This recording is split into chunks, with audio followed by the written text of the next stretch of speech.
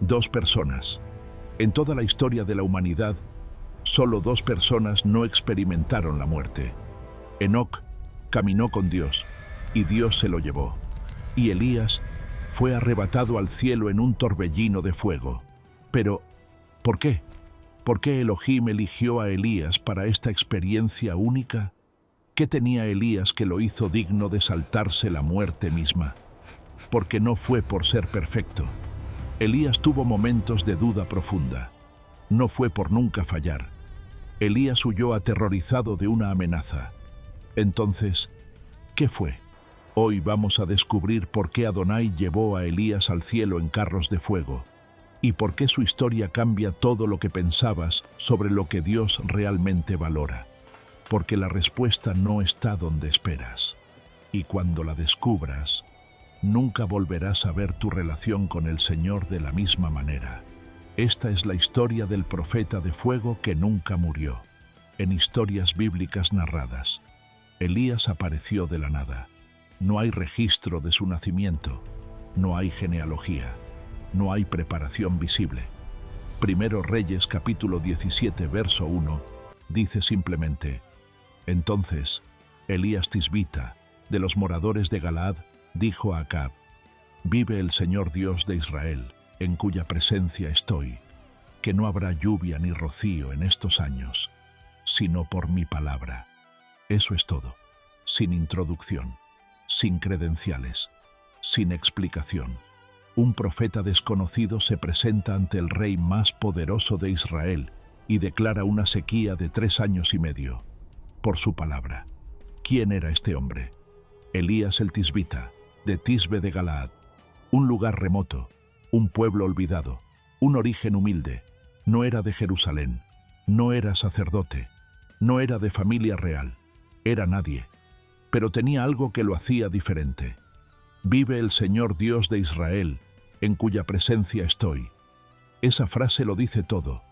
Elías no dijo: conozco al Señor. Dijo: estoy en su presencia. No era un hombre que sabía acerca de Dios. Era un hombre que vivía en la presencia de Dios. Y esa diferencia lo cambió todo. Porque cuando vives en la presencia del Señor, hablas con su autoridad. Cuando caminas con Elohim, operas con su poder. Y Elías estaba a punto de demostrar ese poder de una manera que Israel nunca olvidaría. El rey Acab y su esposa Jezabel habían llevado a Israel a la idolatría total. 450 profetas de Baal, 400 profetas de Asera, adoración al Dios falso, sacrificios paganos, prostitución ritual. Y solo quedaba un profeta de Adonai, Elías. 3 años y medio de sequía habían devastado la tierra, sin lluvia, sin cosechas, hambruna. Y Elías le dijo a Acab: reúne a todo Israel en el monte Carmelo. Y entonces sucedió uno de los momentos más épicos de toda la Escritura, el desafío del monte Carmelo.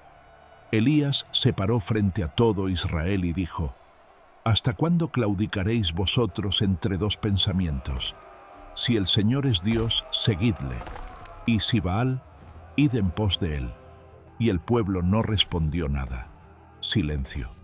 Entonces Elías propuso un desafío: 2 altares, 2 sacrificios. Los profetas de Baal invocarían a su Dios. Elías invocaría a Adonai. Y el Dios que respondiera con fuego, ese sería el verdadero Dios. Los 450 profetas de Baal prepararon su altar y comenzaron a clamar: Baal, respóndenos, Baal, respóndenos. Desde la mañana hasta el mediodía, nada. Elías comenzó a burlarse: gritad en alta voz, porque Dios es. Quizá está meditando, o tiene algún trabajo, o va de camino. Tal vez duerme y hay que despertarle. Y ellos gritaron más fuerte. Se cortaron con espadas y lanzas hasta que la sangre corría. Desde el mediodía hasta la hora del sacrificio, nada, ninguna voz, ninguna respuesta, nadie que prestase atención. Entonces llegó el turno de Elías, y lo primero que hizo fue hacer el desafío más difícil. Cavó una zanja alrededor del altar, puso la leña, cortó el sacrificio, lo colocó sobre la leña, y entonces ordenó que llenaran 4 cántaros de agua, y los derramaran sobre el holocausto y la leña. «Hacedlo segunda vez», dijo, y lo hicieron. «Hacedlo tercera vez», y lo hicieron. El agua corría alrededor del altar y llenaba la zanja. El sacrificio estaba empapado, la leña estaba empapada, todo estaba saturado de agua. Y entonces Elías oró. No gritó, no se cortó, no suplicó, simplemente habló. «Señor Dios de Abraham, de Isaac y de Israel, sea hoy manifiesto que tú eres Dios en Israel, y que yo soy tu siervo, y que por mandato tuyo he hecho todas estas cosas. Respóndeme, Señor, respóndeme, para que conozca este pueblo que tú, oh Señor, eres el Dios, y que tú vuelves a ti el corazón de ellos». Y entonces cayó fuego del cielo, fuego de Adonai, y consumió el holocausto, y consumió la leña, y consumió las piedras, y consumió el polvo, y lamió el agua que estaba en la zanja. Y todo el pueblo cayó sobre sus rostros y gritó: «El Señor es Dios, el Señor es Dios». Ese día, 850 profetas falsos fueron ejecutados. Ese día, Israel volvió a Adonai. Y ese día, Elías demostró que no servía a un Dios dormido. Servía al Dios viviente que responde con fuego.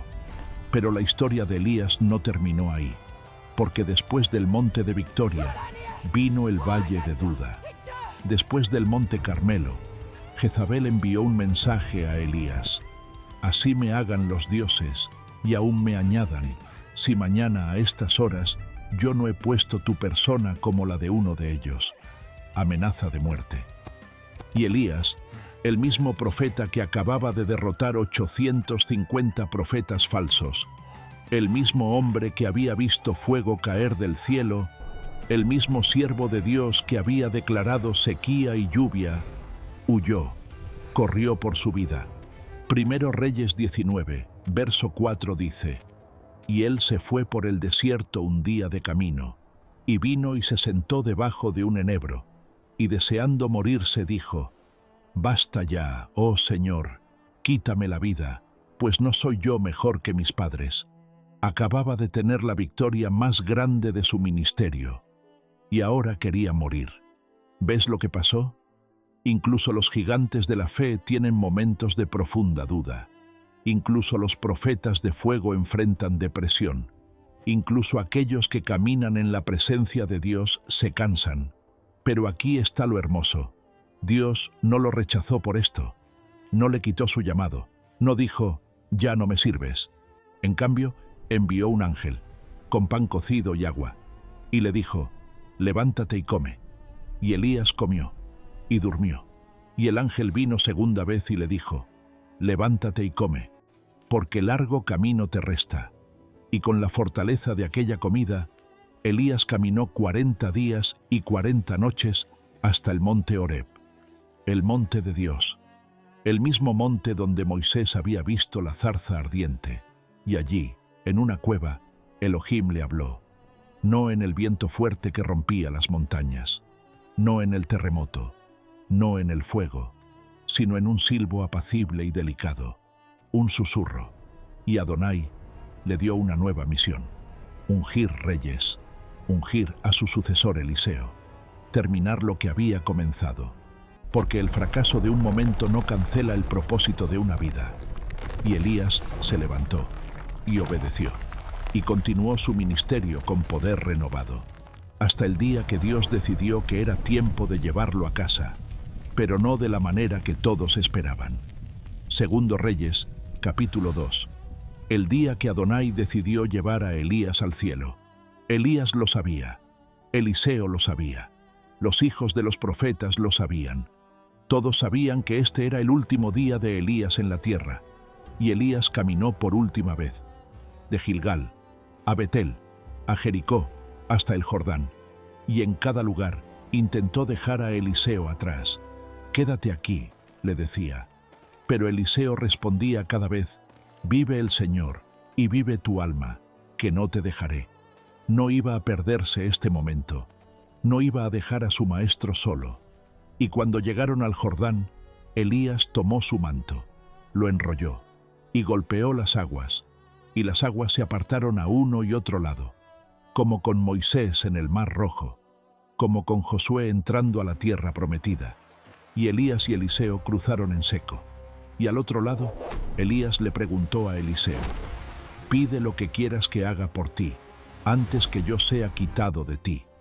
Y Eliseo no pidió riqueza, no pidió fama, no pidió poder político. Pidió: «Te ruego que una doble porción de tu espíritu sea sobre mí». Una petición audaz, porque no pedía igualdad, pedía el doble. Y Elías respondió: «Cosa difícil has pedido.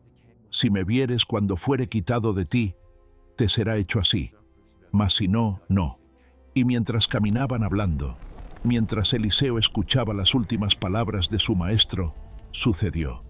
Un carro de fuego con caballos de fuego apartó a los dos, y Elías subió al cielo en un torbellino. No hubo enfermedad, no hubo declive, no hubo muerte, solo gloria, solo fuego, solo Dios llevándose a su siervo.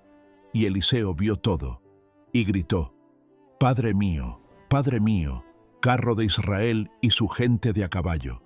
Y nunca más lo vio. Y entonces algo cayó del cielo, el manto de Elías, flotando, descendiendo, hasta las manos de Eliseo, el símbolo de autoridad, el símbolo de unción, el símbolo de continuidad. Y Eliseo lo recogió, regresó al Jordán, tomó el manto de Elías y golpeó las aguas diciendo: «¿Dónde está el Señor, el Dios de Elías?». Y las aguas se apartaron, el mismo poder, la misma unción, el mismo Dios, porque Elías se había ido, pero Elohim permanecía. Entonces, ¿por qué? ¿Por qué Adonai llevó a Elías al cielo sin que experimentara la muerte? Primero, porque Elías vivió en la presencia de Dios. No solo visitaba la presencia, no solo oraba ocasionalmente, vivía ahí, caminaba ahí, respiraba ahí. Vive el Señor, en cuya presencia estoy. Esa no era una frase religiosa, era una declaración de su realidad diaria. Segundo, porque Elías fue fiel hasta en la duda. Cuando quiso rendirse, Dios lo levantó. Cuando huyó, Dios lo alimentó. Cuando dudó, Dios le habló. No fue perfecto, pero fue fiel. No nunca cayó, pero siempre se levantó. Tercero, porque Elías iba a regresar. Malaquías, capítulo 4, versos 5 y 6. «He aquí, yo os envío el profeta Elías, antes que venga el día del Señor, grande y terrible». Dios no lo dejó morir porque todavía no había terminado con él. Y de hecho, en el monte de la transfiguración, cuando Yeshua se transfiguró delante de Pedro, Jacobo y Juan, ¿quiénes aparecieron con él? Moisés y Elías, representando la ley y los profetas, testificando de la gloria del Mesías, confirmando que todo apunta a Yeshua. Elías no murió porque Dios tenía un plan más grande, un plan que trascendía una sola generación, un plan que apuntaba hacia la revelación del Mesías. Pero hay una cuarta razón, y esta es la que más importa para ti y para mí. Cuarto, para mostrarnos que la muerte no es el final inevitable. Enoc y Elías demuestran algo poderoso, que Dios tiene autoridad sobre la muerte misma. Y si Dios pudo llevar a Elías al cielo sin morir, ¿qué crees que puede hacer con aquellos que creen en Yeshua? Primera Tesalonicenses capítulo 4, versos 16 y 17. Porque el Señor mismo con voz de mando, con voz de arcángel y con trompeta de Dios, descenderá del cielo, y los muertos en Cristo resucitarán primero. Luego nosotros los que vivimos, los que hayamos quedado, seremos arrebatados juntamente con ellos en las nubes para recibir al Señor en el aire, y así estaremos siempre con el Señor. Lo que le pasó a Elías es un adelanto de lo que nos pasará a nosotros, arrebatados, transformados, llevados a la presencia del Señor. Elías fue el adelanto, nosotros seremos el cumplimiento. Elías no fue perfecto. Tuvo victorias monumentales y caídas devastadoras. Vio fuego caer del cielo y huyó de una amenaza humana. Declaró la palabra de Dios con poder y quiso rendirse bajo un árbol. Pero hay algo que nunca dejó de hacer. Nunca dejó de vivir en la presencia de Adonai. Y eso lo cambió todo. Porque cuando vives en la presencia del Señor, hablas con su autoridad, operas con su poder, y cuando llega tu último día, Él te lleva a casa de una manera que refleja cómo viviste. Elías vivió en fuego, y se fue en fuego. Vivió en la presencia de Elohim, y fue llevado directamente a esa presencia. Así que la pregunta no es, ¿por qué Dios llevó a Elías al cielo? La pregunta es, ¿estoy viviendo en la presencia de Dios como Elías? Porque si lo haces, tu vida también será de fuego, y tu final también será glorioso. Gracias por acompañarme en historias bíblicas narradas. Si Elías te inspiró, comparte este mensaje con alguien que necesita recordar que Dios busca personas que vivan en su presencia. Suscríbete para más historias que encienden tu fe. Que el fuego de Elohim esté sobre ti.